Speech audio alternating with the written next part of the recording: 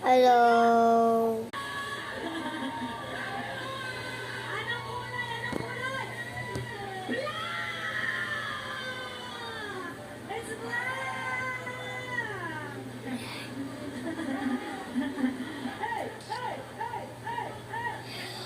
First of all, thank you.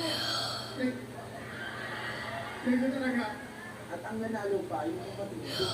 And now for their message, I'd like to call on Mama Marie and Mommy Ori. Palakpakan po natin si Mama Marie. First thing ba, gusto ko maraming salamat sa lahat ng sacrifices mo, sa lahat ng pagmamahal. Noon hindi ko naiintindihan namin dalawang magkapatid yung sakripisyo ng isang OFW kasi of course, ang alam lang namin wala ka sa tabi namin. Kahit na